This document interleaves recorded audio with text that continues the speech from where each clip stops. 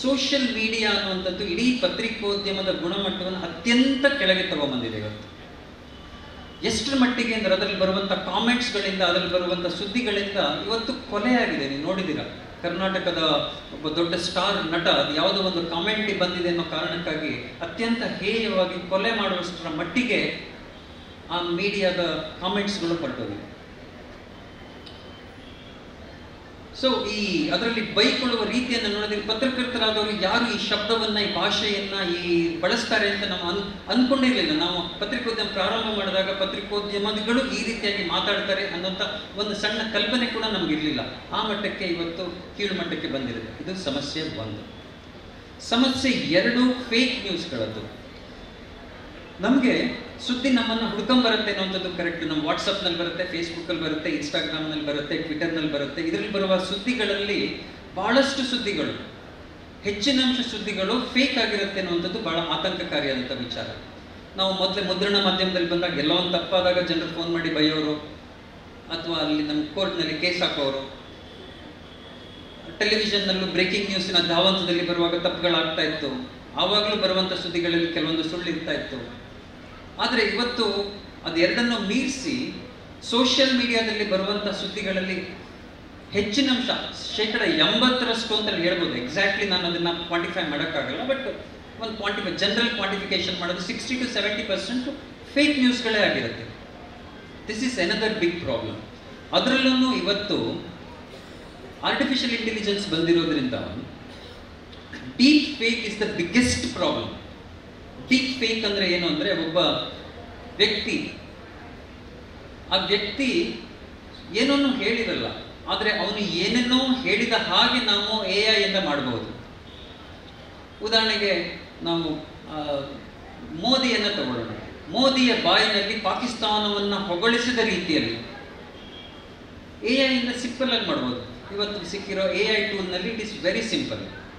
ಅದನ್ನು ಮಾಡಿಸೋದಂಥದ್ದು.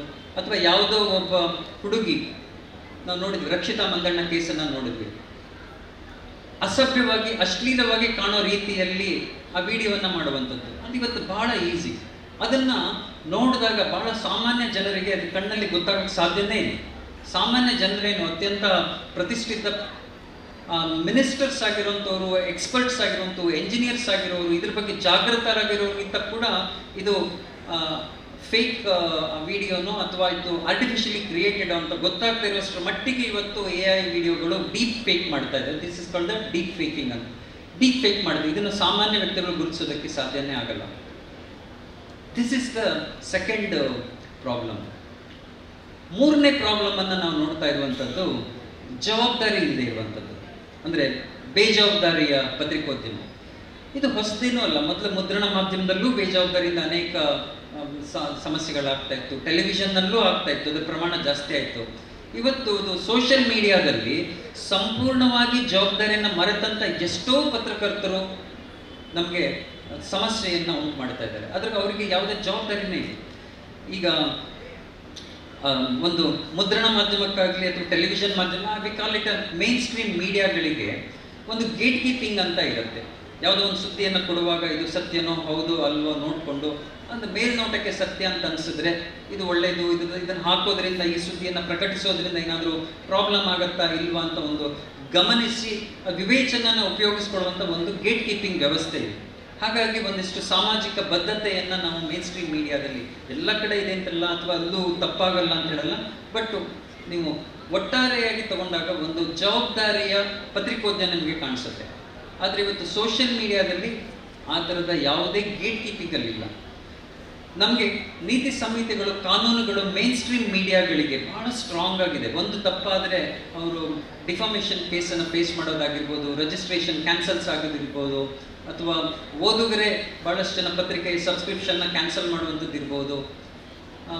ಅದರ ಜೊತೆಯಲ್ಲಿ ಪ್ರೆಸ್ ಕೌನ್ಸಿಲ್ ಅಂತಹ ಮಾಧ್ಯಮ ಸಂಸ್ಥೆಗಳಿರ್ಬೋದು, ಅಥವಾ ಟೆಲಿವಿಷನ್ನಲ್ಲಾದರೆ ನಮ್ಮದೇ ಒಂದು ಸಂಸ್ಥೆ ಇರುತ್ತೆ, ಟ್ರಾಯ್ ಆಗಲಿ. ನಾವು ಯಾವುದೇ ರೀತಿ ದಾರಿ ತಪ್ಪಿದ್ದೀವಿ ಅಂತಂದರೆ ನಮಗೆ ಕ್ರಮವನ್ನು ಕೈಗೊಳ್ಳೋದಕ್ಕೆ ಅನೇಕ ಮಾರ್ಗಸೂಚಿ ಕಾನೂನುಗಳಿರ್ತವೆ. ಇದ್ರ ಜೊತೆಯಲ್ಲಿ ಈ ಡಿಜಿಟಲ್ ಸಂಸ್ಥೆಗಳು, ಮಾಧ್ಯಮ ಸಂಸ್ಥೆಗಳು ಚೀಫ್ ಲೀಗಲ್ ಆಫೀಸರ್ ಅಂತ ಇಟ್ಕೋಬೇಕಾಗಿರುತ್ತೆ. ಈ ವ್ಯಕ್ತಿಯ ಕೆಲಸ ಏನು ಅಂತಂದ್ರೆ, ಯಾವುದಾದ್ರೂ ದೂರು ಬಂದರೆ 24 ಗಂಟೆಯ ಒಳಗಾಗಿ ಆ ದೂರನ್ನ ಪರಿಶೀಲಿಸಿ ಅದಕ್ಕೆ ಬೇಕಾದಂಥ ಒಂದು ಪರಿಹಾರವನ್ನ ಸೂಚಿಸಿ, ಅದು ಸರಿ ಇಲ್ಲ ಅಂದ್ರೆ ಅದನ್ನು ಡಿಲೀಟ್ ಮಾಡೋದಾಗ್ಲೋ ಅಥವಾ ಪರಿವರ್ತಿಸೋದಾಗ್ಲೋ, ಅದನ್ನು ಇಂಪ್ರೂವ್ ಮಾಡೋದಾಗ್ಲೋ, ಅದನ್ನು ಸರಿ ಮಾಡೋದಾಗ್ಲೋ ಮಾಡುವಂತಹ ಒಂದು ಕರ್ತವ್ಯ ಅವನದಾಗಿದೆ, ಅಂದ್ರೆ ಜವಾಬ್ದಾರಿಯ ಹುದ್ದೆ ಆಗಿರುತ್ತೆ. ಅದಿಲ್ಲದೆ ಹೋದ್ರೆ ಇವತ್ತು ಮೇನ್ ಸ್ಟ್ರೀಮ್ ಡಿಜಿಟಲ್ ಮೀಡಿಯಾ ಸಂಸ್ಥೆಗಳನ್ನು ನಡೆಸೋಕ್ಕಾಗೋದಿಲ್ಲ, ಅವ್ರದ್ದು ಲೈಸೆನ್ಸೇ ಕ್ಯಾನ್ಸಲ್ ಆಗಿಬಿಡುತ್ತೆ. ಟ್ವಿಟರ್ದು ಅದೇ ಪರಿಸ್ಥಿತಿಗೆ ಹೋಗಿತ್ತು. ಅವರು ಆ ಜವಾಬ್ದಾರಿಯನ್ನು ನಾವು ವಹಿಸ್ಕೊಳ್ಳೋಕೆ ಸಾಧ್ಯ ಆಗಲ್ಲ, ಅಥವಾ ಒಂದು ಆಫೀಸರ್ ಮಾಡೋಕ್ಕಾಗಲ್ಲ ಅಂದರೆ ಇಂಡಿಯಾದಲ್ಲಿ ಅದರ ಲೈಸೆನ್ಸನ್ನೇ ಕ್ಯಾನ್ಸಲ್ ಮಾಡುವಷ್ಟರ ಮಟ್ಟಿಗೆ ಭಾಳ ಸ್ಟ್ರಿಂಜೆಂಟ್ ಸಿಸ್ಟಮ್ಸ್ ಇದೆ. ಅಂಥದ್ರಲ್ಲಿ ಇವತ್ತು ಸೋಷಿಯಲ್ ವೈರಲ್ ಮೀಡಿಯಾಗಳಲ್ಲಿ ಬರೋದಕ್ಕೆ ಏನಿಲ್ಲ, ಅವರು ಒಂದು ವೈರಲ್ ವಿಡಿಯೋವನ್ನು ರಿಲೀಸ್ ಮಾಡ್ತಾರೆ, ಅದು ವೈರಲ್ ಆಗುತ್ತೆ, ಒಬ್ಬರು ಅದನ್ನು ಡಿಲೀಟ್ ಮಾಡಿದ್ರೆ ಇನ್ನೊಬ್ಬರು ಅದನ್ನು ಎಲ್ಲೋ ಒಂದು ಕಡೆಗೆ ಪೋಸ್ಟ್ ಮಾಡ್ತಾರೆ. ಒಂದ್ಸತಿಗೆ ಇಂಟರ್ನೆಟ್ಟಲ್ಲಿ ಬಂತಂದ್ರೆ it will never dye, it will still they. ಅವರಲ್ಲಿ ಅವರ ಮೇಲೆ ಕ್ರಮ ಕೈಗೊಳ್ಳೋದು ಬಹಳ ಕಷ್ಟ. ಅಂಥದ್ದು ಒಂದು ಆ ಜವಾಬ್ದಾರಿ ಮತ್ತು ಆ ಜವಾಬ್ದಾರಿಯ ಹುದ್ದೆಗಳು ಮೇನ್ ಸ್ಟ್ರೀಮ್ ಮೀಡಿಯಾದಲ್ಲಿದೆ, ಸೋಷಿಯಲ್ ಮೀಡಿಯಾದಲ್ಲಿ ಇಲ್ಲ ಅನ್ನುವಂಥದ್ದು ಇವತ್ತು ಹೆಚ್ಚು ಕಡಿಮೆ ನನ್ನ ಮಾಧ್ಯಮ ಸಂಸ್ಥೆಗಳಾದರೆ I am answerable for that. ಅದನ್ನು ಸೋಷಿಯಲ್ ಮೀಡಿಯಾದಲ್ಲಾದರೆ ಅದು ಕೇಳೋರು ಯಾರೂ ಇಲ್ಲ ಅನ್ನುವಂಥ ಪರಿಸ್ಥಿತಿ ಇದೆ. ಮುಂದೊಂದು ದಿನ ಅದಕ್ಕೂ ಕಾನೂನು ಚೌಕಟ್ಟುಗಳು ಬರ್ಬೋದು, ಅದಕ್ಕೂ ರಿಜಿಸ್ಟ್ರೇಷನ್ ಪ್ರೋಸೆಸ್ ಬರ್ಬೋದು, ಬಟ್ ಈಗ ಸದ್ಯಕ್ಕಂತೂ ಅದಿಲ್ಲ. ಇದಕ್ಕೆಲ್ಲಕ್ಕಿಂತಲೂ ಹೆಚ್ಚಾಗಿ 4ನೆಯ ದೊಡ್ಡ ಸಮಸ್ಯೆ ಅಂತಂದರೆ ಪ್ರೊಪಗಂಡ. ನಾನು ಯಾಕೆ ಪ್ರೊಪಗಂಡವನ್ನು ಹೇಳ್ತೀನಿ ಅಂತಂದರೆ, ನಮ್ಮ ಸುತ್ತಮುತ್ತಲು ನೋಡ್ತಾ ಇರುವಂಥ ಒಂದು ಪರಿಸ್ಥಿತಿ ಇದೆ. ಪತ್ರಿಕೋದ್ಯಮ ವಿದ್ಯಾರ್ಥಿಗಳಾಗಿ ನೀವು ಓದಿರ್ತೀರಿ, propaganda journalism is the most dangerous one. ಒಂದು ಆರೋಗ್ಯಕರ ಸಮಾಜಕ್ಕೆ propaganda journalism is the most dangerous ಒಂದು ಪ್ರವೃತ್ತಿ. ಅದು ಪ್ರೊಪಗಂಡ ಜರ್ನಲಿಸಮ್ ಅಂದರೆ ಏನದು ಅಂದರೆ, ಯಾವುದೋ ಒಂದು ವಿಚಾರವನ್ನು ಇಟ್ಕೊಂಡು ಸುಳ್ಳಿರ್ಬೋದು, ಮಿಸ್ಇನ್ಫಾರ್ಮೇಷನ್ ಇರ್ಬೋದು, ಅಥವಾ ಇನ್ಯಾವುದೋ ರೀತಿಯಲ್ಲಿ ಅದನ್ನು ತಿರುಚಿದ ಸುದ್ದಿಗಳಾಗಿರ್ಬೋದು ಹಿಡಿದು ಕಂಟಿನ್ಯೂಸ್ ಆಗಿ ಒಬ್ಬರು ಹೇಳೋದು, ಇಬ್ಬರು ಹೇಳೋದು, 3 ಜನ ಹೇಳೋದು, 10 ಜನ ಹೇಳೋದು, ಅದನ್ನು ಹೇಳ್ತಾ ಒಂದೇ ಸುದ್ದಿಯನ್ನು, ಸುಳ್ಳು ಸುದ್ದಿಯನ್ನು ಹಲವಾರು ಸತಿಗೆ ಹೇಳ್ತಾ ಹೋದಾಗ ಅದು ನಿಜ ಅನ್ನೋ ರೀತಿಯಲ್ಲಿ ಒಂದು ರೀತಿಯಾದಂಥ ಒಂದು ಸಮಾಜದಲ್ಲಿ ಭ್ರಮೆ ಹುಟ್ಟುತ್ತೆ. ಆ ಭ್ರಮೆ ಹುಟ್ಟಿಸುವಂಥದ್ದೇ ಈ ಪ್ರೊಪಗಂಡ ಜರ್ನಲಿಸಮ್ನ ಉದ್ದೇಶ ಆಗಿರುತ್ತೆ. ಇವತ್ತು ನಮ್ಮ ಸುತ್ತಮುತ್ತಲು ಈ ಸಾಮಾಜಿಕ ಜಾಲತಾಣಗಳು ಅಂತೇಳಿ ಏನು ಹೇಳ್ತೀವಲ್ಲ, ಸೋಷಿಯಲ್ ಮೀಡಿಯಾದಿಂದಾಗಿ ಈ ರೀತಿಯಾದಂತಹ ಒಂದು ಸಮಾಜದಲ್ಲಿ ಸುಳ್ಳನ್ನೇ ಸತ್ಯ ಅಂತ ಭ್ರಮೆ ಹುಟ್ಟಿಸುವಂಥ ಪತ್ರಿಕೋದ್ಯಮ ನಡೀತಾ ಇದೆ. ಅದು ಪತ್ರಿಕೋದ್ಯಮ ಅಂತ ಕರೆಯೋಕೆ ಆಗಲ್ಲ, but that is a category. ನಾವು ಶಾಸ್ತ್ರೀಯವಾಗಿ ಓದುವಾಗ ಈ ಪ್ರೊಪಗಂಡ ಅನ್ನುವಂಥದ್ದನ್ನು ನಾವು ಈ ರೀತಿಯ ಕ್ಲಾಸಿಫೈ ಮಾಡ್ಬೋದು. ಈ ಥರದ್ದು ಒಂದು ಮೊದಲು ಕೂಡ ಪ್ರೊಪಗಂಡಗಳು ಇರ್ತಿತ್ತು, ಯಾವತ್ತೂ ಪ್ರೊಪಗಂಡ ಇರಲೇ ಇಲ್ಲ, ಎಲ್ಲ ಸಿಸ್ಟಮು ಪರ್ಫೆಕ್ಟ್ ಆಗಿತ್ತು ಅಂತ ಅಲ್ಲವೇ ಅಲ್ಲ. ಆದರೆ ಈ ಸಿಸ್ಟಮ್ಮು ಈ ಪ್ರಮಾಣದಲ್ಲಿ ಪ್ರೊಪಗಂಡಾದಿಂದನೇ ನಡೆಯುತ್ತೆ ಅನ್ನುವಂಥ ಸಿಸ್ಟಮು ಇರಲಿಲ್ಲ. ಇವತ್ತು ಮೇನ್ ಸ್ಟ್ರೀಮ್ ಮೀಡಿಯಾಗಳಿಗಿಂತನೂ ಈ ಸೋಷಿಯಲ್ ಮೀಡಿಯಾಗಳ ರೀಚ್ ಜಾಸ್ತಿ ಆಗಿರೋದ್ರಿಂದ ಪ್ರೊಪಗಂಡ ಅನ್ನುವಂಥದ್ದು ಜನರ ಮೇಲೆ ಬೀರುವಂಥ ಪ್ರಭಾವ ಅತ್ಯಂತ ಹೆಚ್ಚು.